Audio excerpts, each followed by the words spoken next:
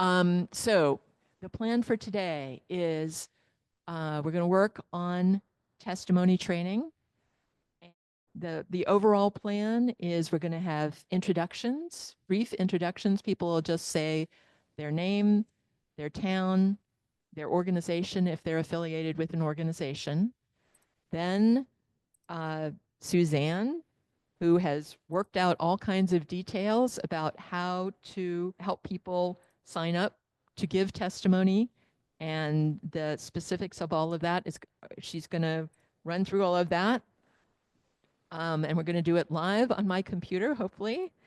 And then we will have an opportunity for people to tell their stories. So for people to talk about why this is important to them, this is to help you connect with why it's important. And it's also to help you think about what it is you would want to say to the public and the legislators in the public hearing about why it's important. Then we'll have some more about how you do, some more about testimony, how you do testimony. And then we will have some time to talk about dealing with potential opposition or questions, frequently asked questions from the legislators. And then we will have a Q&A session. I am hoping that we will have Maya Van Rossum on at the point, like when we get to the opposition questions and the Q&A, because she's the national leader of the Green Amendment movement, and she deals with these questions all the time and should be able to help guide us. So that's the plan for today. And I hope that works with everyone. And thank you again for coming. So why don't we start with brief introductions? We'll start with the people in the room. My name is Kim Stoner. I live in New Haven. I am the Director of Advocacy for Connecticut NOFA, the Northeast Organic Farming Association. And I am also the coordinator of the Connecticut Environmental Rights Amendment Alliance. So I will pass the microphone to the other folks in the room. I'm Sarah Foreman. I'm active on the C3M group. Hi, my name's Suzanne Selensky, and I'm from Stratford. I'm Diane Lintakis, she, her, and I'm from Milford, and I'm involved with several different other organizations such as Climate Reality Project. Okay, so I guess what I will do is I will call people's names. Amy. Hi, everybody. I live in Bristol and I work on the CT Environmental Rights Amendment Committee. All right, thanks, Amy. Karen. Hello, everybody. My name is Karen Flippen. I'm with the Renew Steering Committee. And hi, and I'm from Manchester. Ann Weisberg. Hi, everyone. I'm from Sherman, Connecticut. I'm on the Sherman Conservation Commission and actually was a Democratic candidate for State House District 108, which is all of Sherman, all of New Fairfield, a little bit of Danbury and New Milford, and got the League of Conservation Voters endorsement. So this Environmental Rights Amendment, I talked a lot about the Environmental Rights Amendment during my campaign. Thank you for doing this, Kim. Thank you. Catherine Bennett. Hi, Catherine Bennett. I live in East Haven, and I'm involved with some groups fighting the Tweed expansion. Okay, thank you. Bernie. I live in East Hampton. I'm at this point, I'm just an innocent bystander. I have been a Conservation Commission chairman in the past and been involved with many different environmental organizations and fighting the good fight at sometimes. What I'm looking for is someone who can give me succinct talking points. Okay, we will work on making sure you have succinct talking points. Gary Mummer, you are not muted, so go ahead and introduce yourself. Yes, my name is Gary Mummert. I'm from New Fairfield. Representative Callahan is my go-to guy on environmental stuff. I'm trying to interest him. Okay, thank you. Odith. Hi, everybody. My name is Odette. I actually found out through this because I did an internship with Sustainable CT this past summer. I don't know if some of you have heard of that organization. And I'll actually be meeting with Lori Brown from the the League of Conservation Voters tomorrow. So that's exciting. So I got this information forwarded to me tonight. And I am new to the whole process. I want to learn more. So I'm definitely excited to hear from all of you tonight. So thanks for having me. All right, nice to meet you, Odette. Catherine. Hi, I'm Kathy Meyering. I'm from Middletown. I'm a member of the Jonah Board for Earth and Art. Also spearheading the Middletown Pollinator Pathway group here. My excitement about this is I'm trying to just focus on one issue. And I think this is huge if we can actually get this amendment passed to empower the state to promote some of the environmental issues that I'm concerned about. All right, thank you, Catherine. Irene. Hi, I'm Irene. I live in New Milford, and I'm a little concerned about trying to get climate back into the forefront. It seems like it's sort of fallen away with everything that's going on, but let's face it, climate is really the most important thing. Without climate, we have nothing. I did serve on our inland wetlands for a couple of years. And I mean, I hate to say, but it was really an exercise in futility. They basically kept saying, oh, we can't do that. It's outside our purview, blah, blah, blah. So I'm looking for other ways to sort of bring it to the forefront. And again, I'm in the same boat as Bernie. I'm kind of looking for more specific talking points because it seems like the bill is a little general and be kind of nice to drill down and to drive home. My state representative is, my state senator is Stephen Harding. So, I sort of want to change his mind about the environment in general. Anyway, that's it. Okay, thank you. Juliana. I'm Juliana. I use she, her pronouns. I am an organizer and lobbyist with the Sierra Club Connecticut. Okay, thank you. Kathleen Zimmerman. My name's Kathleen Zimmerman, and I live in Wellington, Connecticut, which is up by Stores.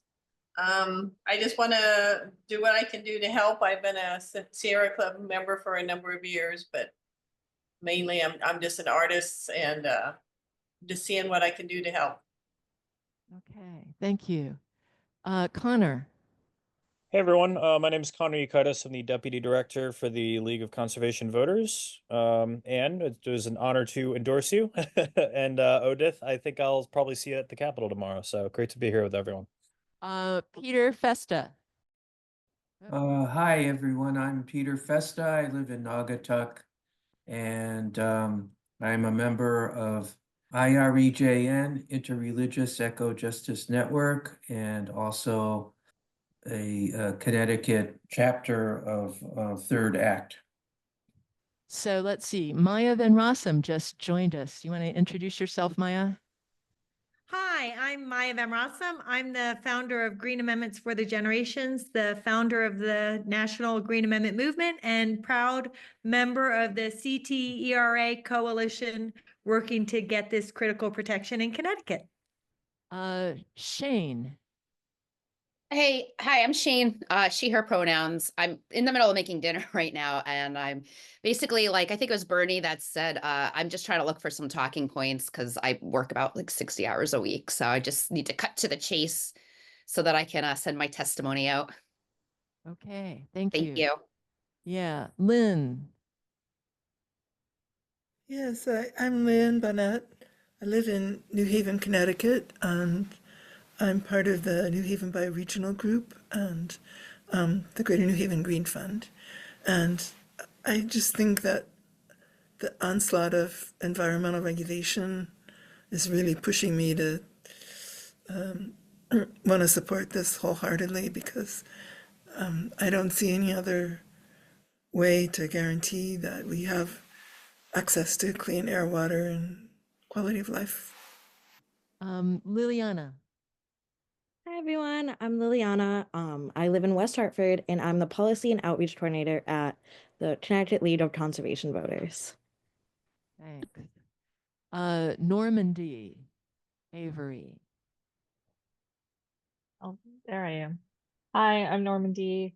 She, they pronouns. Been an environmental advocate, activist for years now, and doing a oral testimony is something I've been wanting to do. So hopefully I'll have the time to do that Friday. If not, I'll be submitting written if I can't go in person. Okay, thank you. Yeah. Tanea. Hey y'all, Tanea from Hartford. My pronouns are they, them. I'm with Nonprofit Accountability Group, or NAG, and also with the CT's Renew Steering Committee and Sierra Club Executive Committee. Thank you so much. Okay. Tamara. Hi, my name is Tamara Christensen. I live in Torrington. I'm a Torrington Select Person, and I'm the Communications Secretary for the Torrington Democratic Town Committee. Thank you. Emma. Hello, I'm a student at UConn in Environmental Studies and Political Science at UConn. Sean O'Sullivan. I serve on the Advocacy Committee for Sustainable Fairfield, and I'm going to be writing a letter of testimony for the group. Okay, thank you. Ashen. I'm Ashton Harper, they, them. I'm from Fridays for Future Stanford, which is a youth climate organization. And then I'm on Sierra Club's legislative committee, and I am going to testify on Zoom for the Environmental Rights Amendment. So I want to get some talking points. Great. Okay. All right. So our plan is to next have Suzanne show people about how to go ahead and sign up to testify. So she is going to do that from the computer. I'll start by saying I'm just going to give you a quick introduction to the Connecticut General Assembly website. For some of you, because I can tell from your background, you know this. You're going to know this really well. Other people, it might be very new to you. This is going to be quick, but the idea is I'm just going to demo things for you. And don't worry, we have a follow-up handout that we'll send out, so you don't have to try to take notes or remember everything that I'm going to do here.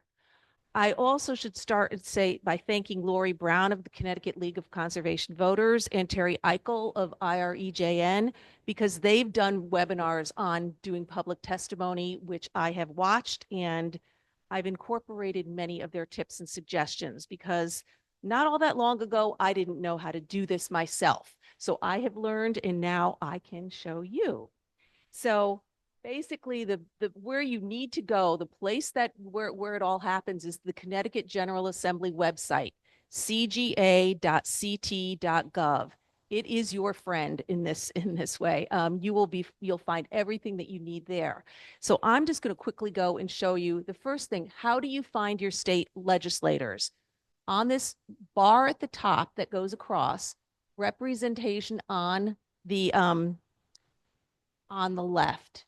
You go down here to find your legislators. And then you get to be able to type in things.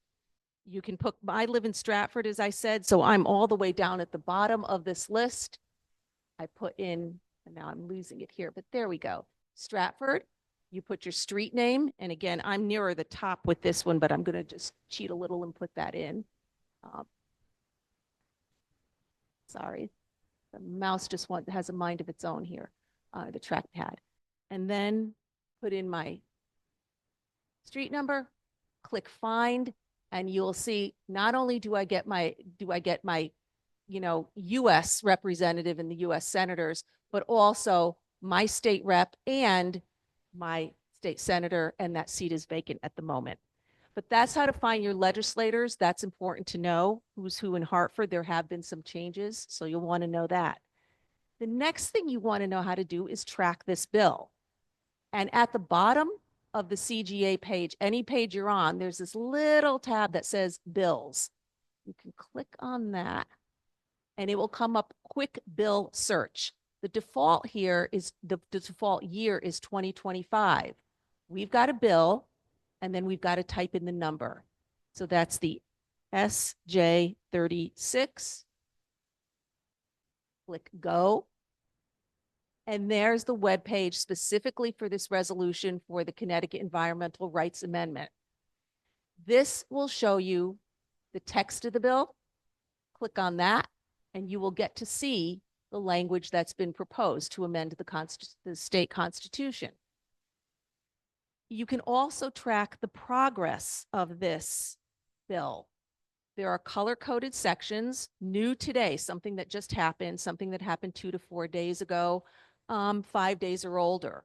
And then the bill history will be here. So you'll see that it says 2/3/2025, that's yesterday. This bill was given the public hearing date for Friday. You will also get to see down here the co-sponsors, and that's important. Right now, this bill has only one co-sponsor, so we're hoping that one thing we might ask you to do is to get people to try to get your state legislators to co-sponsor this. So that's how you find out what's going on with the bill. What happens here is that before any bill can be brought to the floor of the House or the Senate for a vote, it needs to be considered by the relevant committee. And you know, for us this Friday, it's the Government Administration and Elections Committee. How do you find that committee? Again, go to the top bar, committees, Government Administration and Elections. So what you'll see on this page, this is a page specifically for the GIE committee. It shows you right here, this language at the top, kind of legalistic, but it tells you what the charge of the committee is, what things they oversee. Here's a good thing to know. Committee membership. If you click on this, you will see who is on this committee. Now, our committees in the state legislature are made up of both representatives and senators, both Democrats and Republicans. So for a particular committee, there will be 2 co-chairs. There will also be 2 or 3 vice chairs. All of those folks come from the majority party, the Democrats. There will also be 2 ranking members who come from the minority party. This time it's the Republicans. And then there will be a number of other members. So if you know for sure who your legislators are, you can find out, are they on this committee? That's something you would want to know for sure. So I'm just going to collapse this because I also want to show you the for the record section, which will tell you all the actions of this particular committee. Committee meetings, it will tell you agendas for upcoming meetings, minutes of past ones. Same thing goes for public hearings like the one on Friday, the agendas and then testimony. You can also see bills that have been reported out of the committee. We hope that's going to happen to SJ 36, but the public hearing hasn't happened yet. And also a vote tally sheet. I'm going to click on this.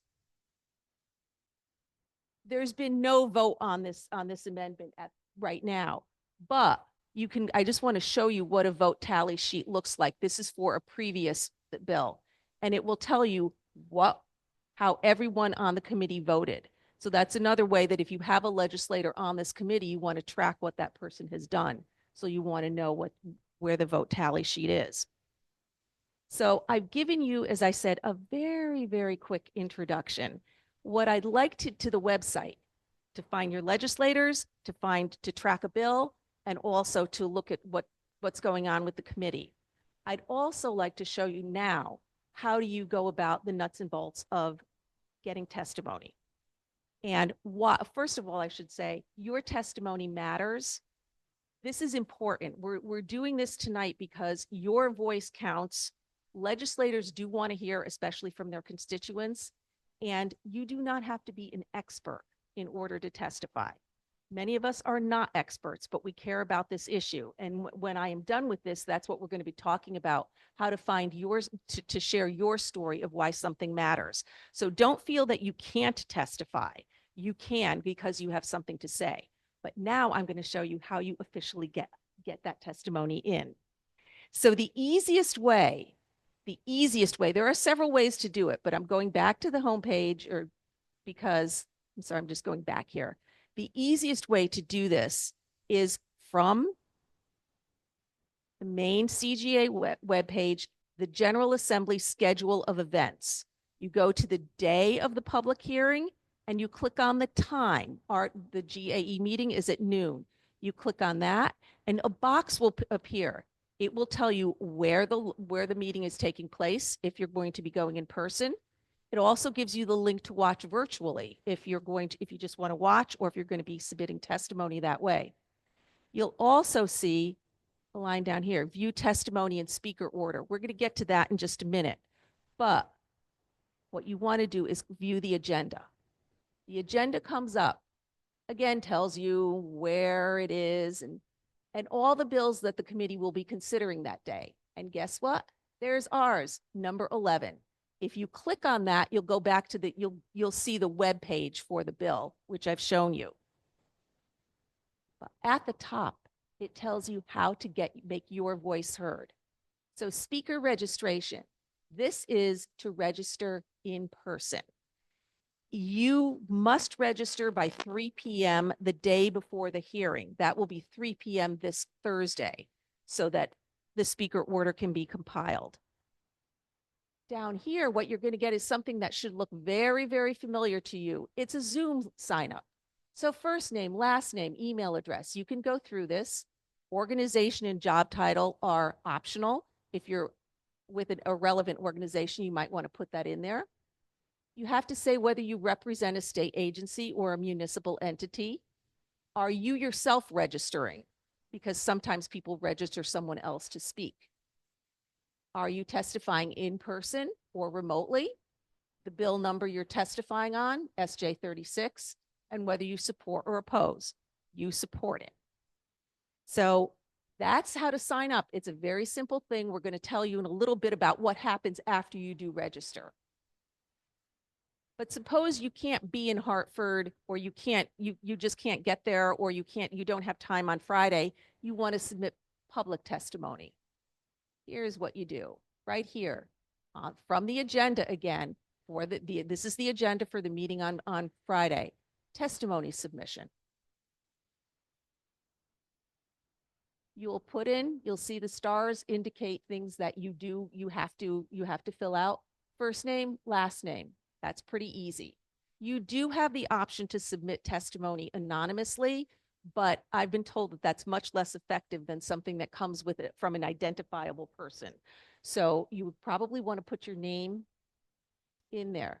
And then you'll see hearing date and time, drop-down menu. It tells you which hearing. Well, you know there's only one here, but it's February 7th. Then the bill numbers box gets populated, and you can scroll to the one you want to submit testimony for, SJ 36. So now it's there. Do you support or oppose? Support. You have two options here to submit your testimony. One is to type it in. This will call up a text box. This is good if you just really don't have time to do a formal written letter. You just want to write a couple of sentences saying, my name is so-and-so, I live in Stratford, I'm Suzanne Selensky, I live in Stratford, and I support a Connecticut Environmental Rights Amendment because I want my rights and the rights of my family and my friends and everyone else, I want their rights to be to a clean and healthy environment or whatever. I want that safeguarded now and in the future. If you just want to type that in, that's fine, and then you're done submitting. But suppose you have the time, which is good if you do, to write a more formal letter, and you can then write that formal letter and then upload it. And so you'll click on upload a file that you select. It does accept Microsoft Word, but PDF files are preferred. I've done this before and I always do PDF files. So if I'm uploading that, I will browse, I'll find that, I'll do that, I'll fill out everything else that I need to fill out here, and then I will submit the testimony. And then you are done. You've done that. So I'm going to stop at this point because I just want to make sure, if anyone, I don't know, are we taking questions or? Yeah. If anyone has any questions about this portion, as I said, I know I ran through it. If it's brand new to you, I probably ran through it too quickly. If you know what you said, you sat there and said, yeah, look, I know this. I've learned this. I know this all. If anything I said went by too quickly, as I said, all of this is in a document that you will get a follow-up email on. So you'll be well prepared. Hi, I have a question. Sure. So I hope to do oral testimony on Friday. However, I do have an appointment at 2:30. So one thing I'm just a little worried about is like the length of which, because I know like there's other bills before this bill that's going to get public testimony. So say if I go sign up for oral testimony, get there, sit and wait, and end up having to leave and missing that opportunity, could I still submit a written testimony? It's always, I'm going to have Kim talk a little bit now about, that's a great segue into the speaker order. Sure. Yeah, so so you can sign up to testify by Zoom if you choose, or you can sign up to testify in person, but you can even if you've signed up to testify in person, you can still testify on Zoom. They will still send you the webinar information and you can testify by Zoom. I think one reason that happens is because often there are a large number of people and people aren't going to sit around for hours and hours to testify in person. So, so you will not know what your order is until after 5 o'clock, I believe, the night before. But I would encourage you to go ahead and sign up. If you want to testify in person, you can look at where you are in the speaker order and see if it's likely that you're going to be able to testify in person before you have to go to your appointment. And otherwise, you can just follow along and testify by Zoom when your number comes up in the speaker order. Yeah, Aluna, do you want to add something to that? Yes. So Aluna is saying you can also you can follow what's going on YouTube. So the YouTube live that Suzanne showed you, you can follow what's happening, where they are in the speaker order. You can, and as Aluna was also saying, you can text people.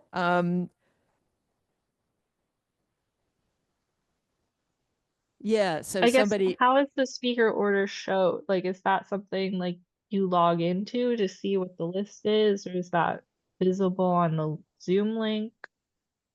so the speaker order, all right, the speaker order does not appear, so Suzanne can't show you now, I think, right? The speaker order is not going to appear until 5 o'clock the day before. But yeah, but you can go to the calendar and you can see the list of speakers. And so, yeah, people can, we can designate people when we do like strategy for this, we can designate people to watch the YouTube and alert people when their number is coming up. So anyway, I would encourage you to go ahead and sign up to do it, and you will probably end up testifying on Zoom. Okay, well, no, so what if I am away at my appointment when they call my number, like I will be unavailable? So they do go back and see, particularly if you're pretty early in the list, they'll go back and give you another chance if you were not there at the time that you were called. Okay, thank you. Sorry, I was just gonna say also, like, you can do both. You can submit written testimony as well. And also, if you sign up, and even if you don't speak that day, if you sign up and say that you're in support, I've heard from people that that's also just helpful, even if you're not able to speak all day. I'm so sorry. Yes, and you can always do both written and oral testimony. And oral testimony has to be 3 minutes long, or no more than 3 minutes long. So it's a good idea if you have more to say to do written testimony, and then you can just refer to it when you do your oral testimony. Did you want to say something, Diane? Yeah, I just have a question as to what is the deadline for written test? So you can submit written testimony at any time.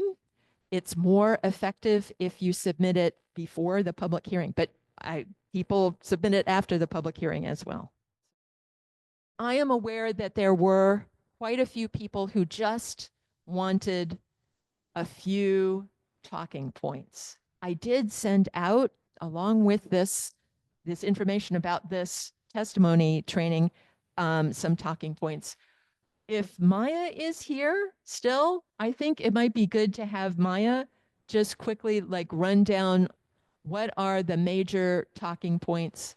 I know that at the ctera.org website, there are talking points. Also at ctgreenamendment.org on the resources page, you're going to find a lot of talking points and resources, and you can look at those to try to find the points that best resonate with you.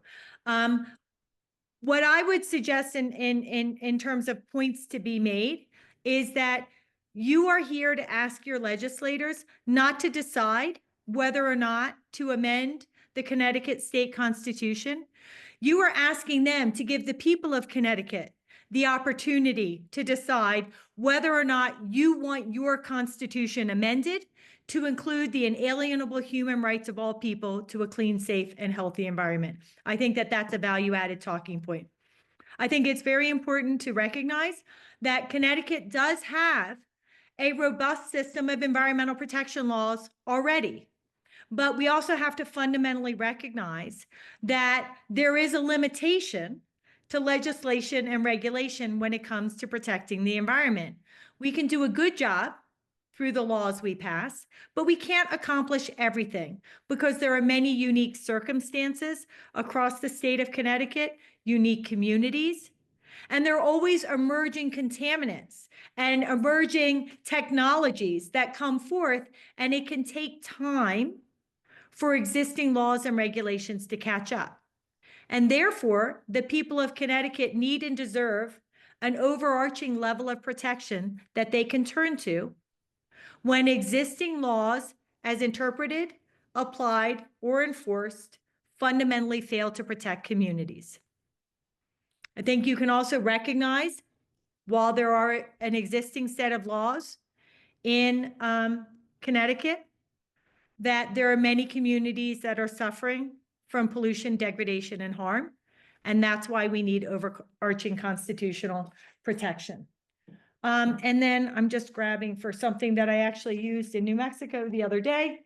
And I think amongst the things that you can and should say is that what you are looking to create is a substantive right of the people to a clean, safe, and healthy environment that's giving environmental rights the same highest constitutional protection as our other cherished freedoms or fundamental rights, whatever word sort of strikes your heart, such as free speech, freedom of religion, due process, and private property rights. You're not asking for greater protection or lesser protection.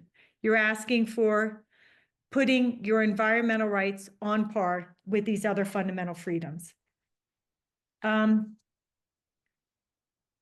What the Green Amendment or what the CTERA will accomplish is it will ensure that every time government officials in the state of Connecticut are legislating, regulating, or decision-making, that they are making protection of your environment and your environmental rights a highest priority. The amendment as proposed will strengthen how existing laws are interpreted, applied, and enforced. It will fill the gaps where where there are gaps or loopholes in the law. And it will give the people the opportunity through advocacy and, if necessary, legal action to ensure their rights are protected when the laws as interpreted or applied are failing. One other thing that I would just add to this, we hear a lot that this is going to result in a lot of litigation. So if that's like a point that's of concern to you, you can say in the 3 states that have a Green Amendment or have an amendment of this kind, CTRA, that there have been 0 frivolous lawsuits, that the number of cases that have been brought on average in a year is less than 10, and that every legal challenge that's been brought is to address a serious issue of significant concern. People are not rushing into the courtroom door, right, to litigate. It's costly and it's difficult, but the Green Amendment gives you an opportunity. And the one other point I want to address was Kim specifically asked me to speak to is, it seems like at these hearings, legislators like to find the person that's not the lawyer and badger them with questions that they know they can't answer. And so what do you say when that happens to you? And I have 2 thoughts about what you can say. I think you use it as an opportunity. And I think if everybody, and Kim, we could think of something different if we want to offer it up, but here are the 2 things I thought. If everybody responds in one of these 2 ways, I think that this could be a value-added reinforcement of what we're looking to accomplish with the passage of the CTRA. I think you can say, I'm not the expert to answer that question for you today. I know there are many who are testifying that would be more appropriate for that question. But what I, as a citizen, resident, whatever's the right word for you, of Connecticut know, is that I have an inalienable human right to clean water, to clean air, to safe climate, and to a healthy environment. And that future generations have this right as well. And I know that my rights are worthy of protection in the Declaration of Rights section of our state constitution. And that's what I'm asking you to accomplish today. Or you can say, I'm not the expert to answer that question for you, but there are other experts who are testifying today who are more appropriate to answer that question. But what I do know is that the Connecticut Constitution belongs to the people of Connecticut, and that we are here to ask you to allow the people of Connecticut to decide whether or not we want to amend our Constitution to include the right of all people, including future generations, to a clean, safe, and healthy environment. One of those 2 messages: I know I have a right. I want you to protect it.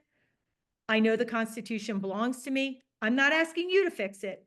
I'm asking you to give me, as a citizen or resident of Connecticut, well, really, it is a citizen, only citizens can do this, as a citizen of Connecticut, to decide whether or not to amend the Constitution. That would be my suggestion for a response.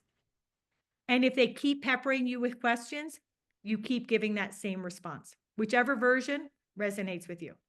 So hopefully that was helpful. Hey, thank you very much, Maya. I see that Ann Weisberg has her hand up. Yeah, I do have a question, Maya, because, and this has been something, I've been confused about for a little while. Like you said that it would, the amendment would require the state to provide a sort of heightened level of scrutiny over its own permits and, whatever the state action is that is involved, that has an environmental consequence to it. But so does that mean that amending the Constitution wouldn't give me the right to sue like a company or a polluter? Is it only that it gives me the right to sue the state?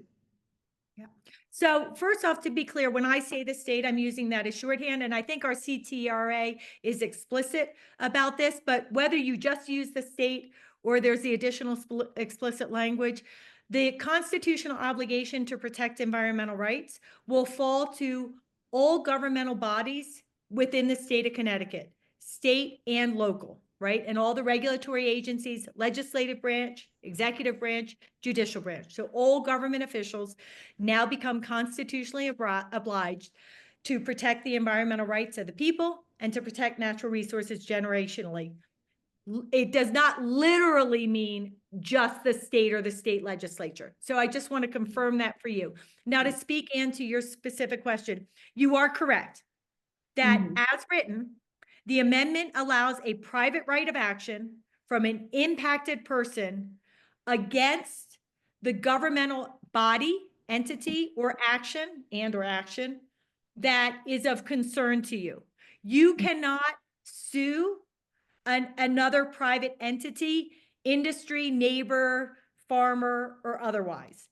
But the way we address the harmful environmental rights infringing actions and activities of private companies, industries, and others is through the government action that allows them to behave the way they're behaving. So for example, an industrial operator spewing pollution into the air or into the water that might be infringing on your environmental rights only has the ability to do that because there's a law, there's a regulation, and or a permit, a specific permit that gives them permission. So if you feel that entity is resulting in an infringement of your environmental rights, the way you get that addressed is by challenging, for example, the permit that allows them to behave that way. But just like the right to free speech, freedom of religion, private property rights, those are about government action. Right. The way you vindicate them is to challenge problematic government action. The same would happen with environmental rights with passage of the CTERA. And I think that's really important to just, because, thank you, Maya, like that was the most clear explanation that I've heard about how this works. And I think it's important because it actually does address what I've heard is the main, criticism, which is that we're going to be flooded with lawsuits, all these NIMBY lawsuits, but actually it's structurally couldn't work that way, right? It can't be to stop a development that you're, in your backyard kind of thing. It really is directed at the state having a responsibility to protect our environmental rights. So thank you. I think that's a great point. I think what we experienced last year is likely what we're going to experience this year is many times a legislator is going to say, oh, this means your neighbor can't have a barbecue, or your neighbor can't cut down a tree, or your neighbor can't have a dog because the dog might poop on somebody else's property, and that's violating their environmental rights. And anytime you hear that kind of thought that this is going to stop your neighbor or somebody, some individual, and it could be an individual person or it could be an individual entity, is going to stop them from behaving in a way that, would be absurd, or would result in a lawsuit against the farmer down the road or the developer next door or the property or the property neighbor upstream, or up the road. Your response is always going to be that the CTERA is about government action. It does not allow for legal challenges between private individuals. I suggest you write that down in one form or another, because it is not unlikely you will hear that question. And that is a very simple answer. The CTERA is about government action. It does not allow for litigation between private parties. Thank you. Yeah. So, and I think that's important. That's something a lot of people misunderstand. There were a couple of people who had their hands up. Shane, I see your hand is up. Okay, that was a little over my head, but I just had a question. It kind of sucks that we can't sue businesses for being bad, but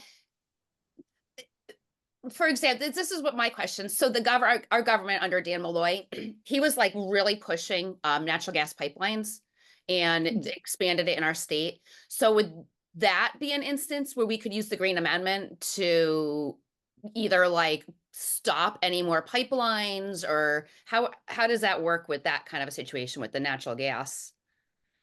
Okay, so Did I make sense? I'm sorry. All like just Oh, it stuff. does. It's just like I pay attention to like the legislature, but all the judicial stuff's very like intimidating to me. No, exactly. And that's why I gave those other two responses that you can use.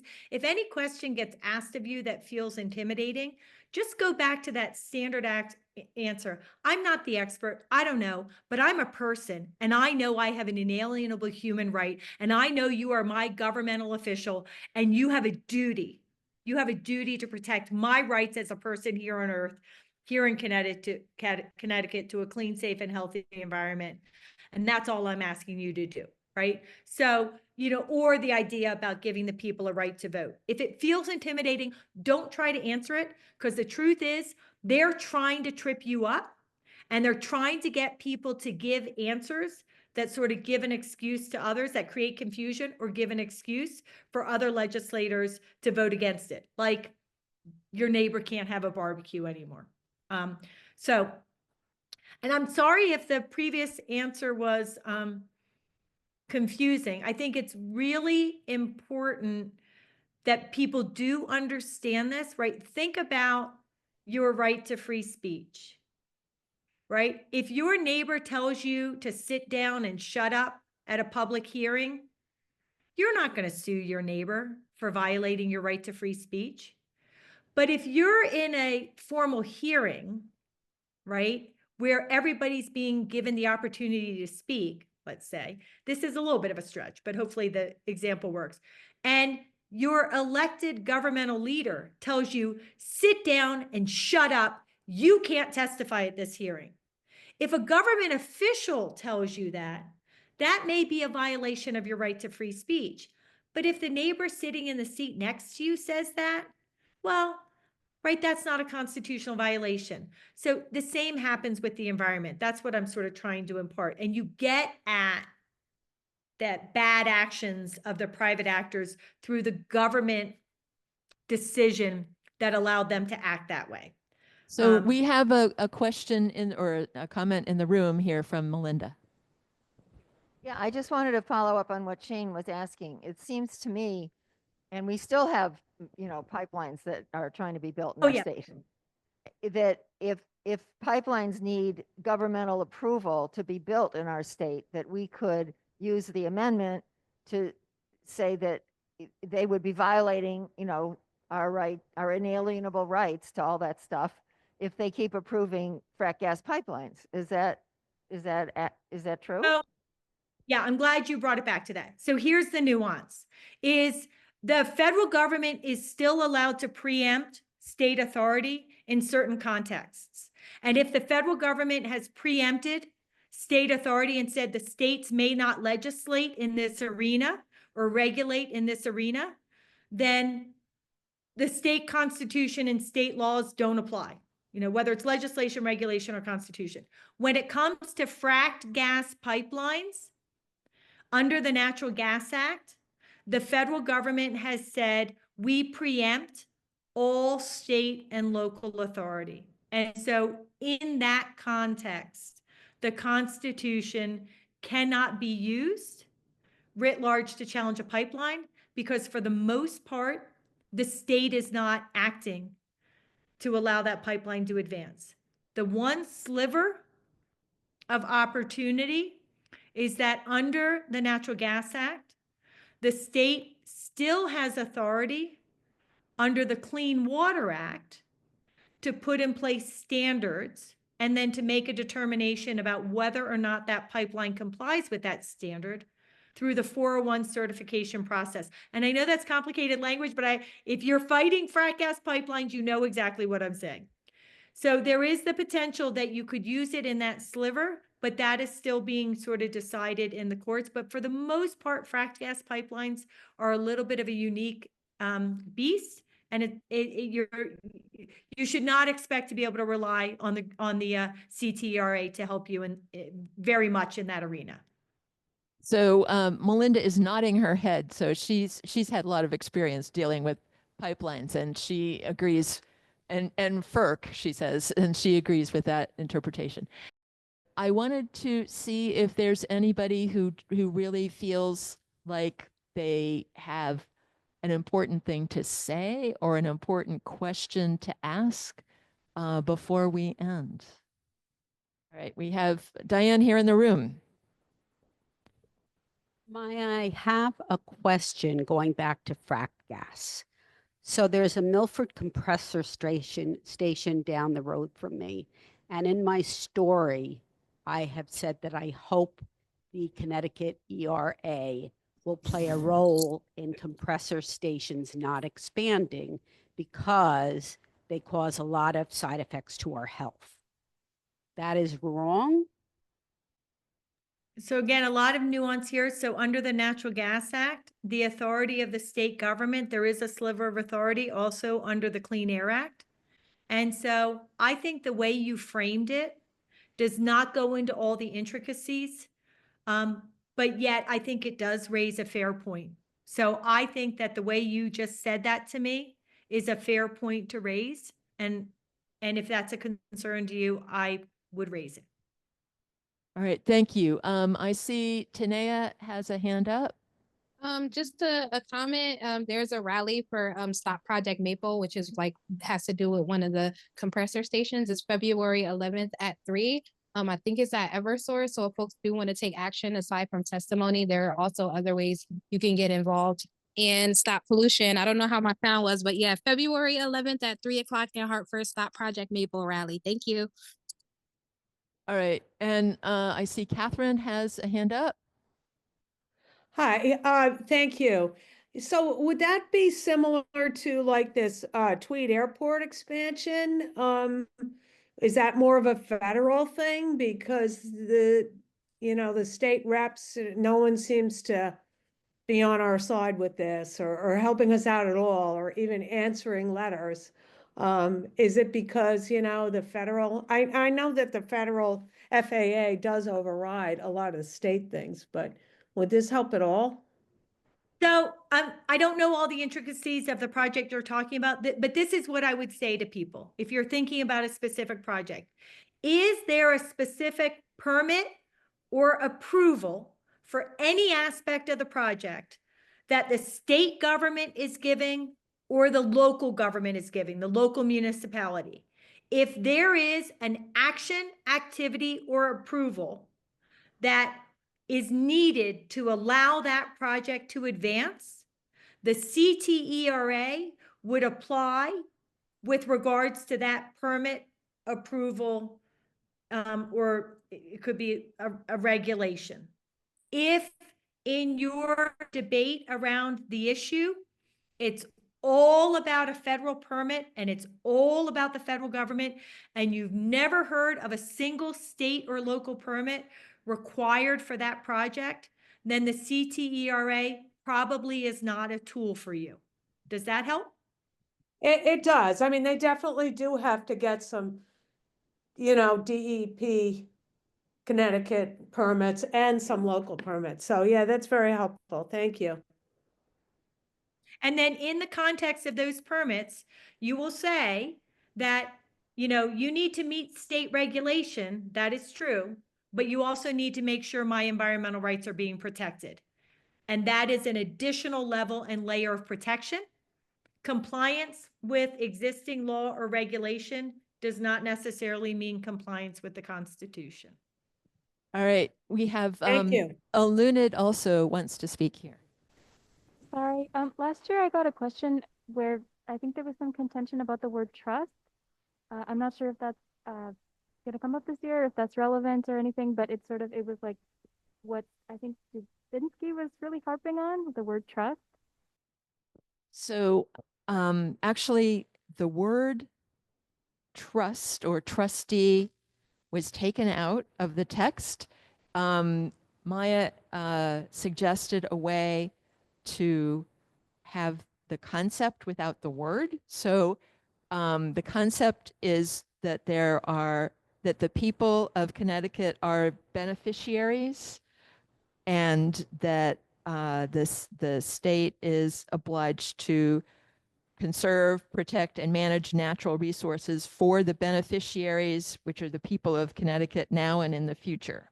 I think, and hopefully that gets around the whole question of the state being the trustee, even though that language is actually in the statute, the Connecticut Environmental Protection Statute. So I don't know why people objected to it in this constitution, but this constitutional amendment.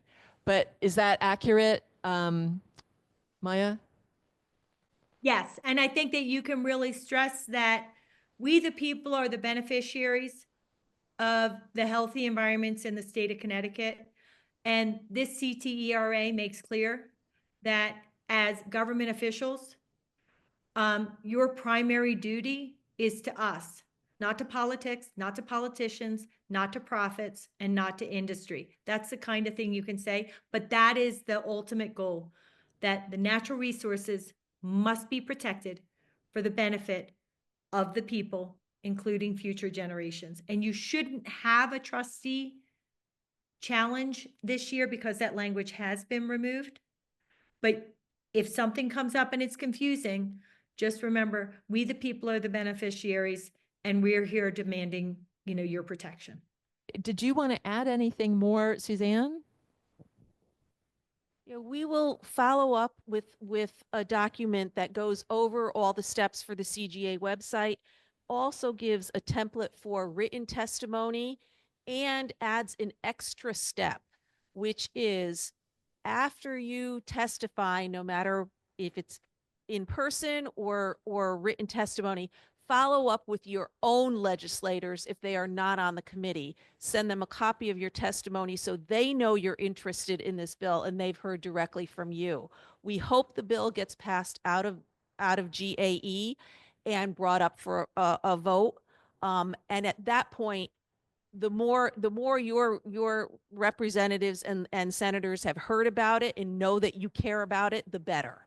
So we will send that material out to you, and also a list of other talking points. So you'll have everything you need to prepare your testimony for Friday. Thanks. Okay, thank you, Suzanne. Thank you, everybody, for your interest, your involvement in this, and thank you, Maya, for joining us from wherever it is you are, and helping us out, and for helping us through all of this over the last couple of years. I think that's it for this evening, and I hope to see testimony, written and oral testimony. Thank you, everyone. And I think we will end the meeting. And thank you, Kim, for all your great leadership. It's really powerful and important and so appreciated.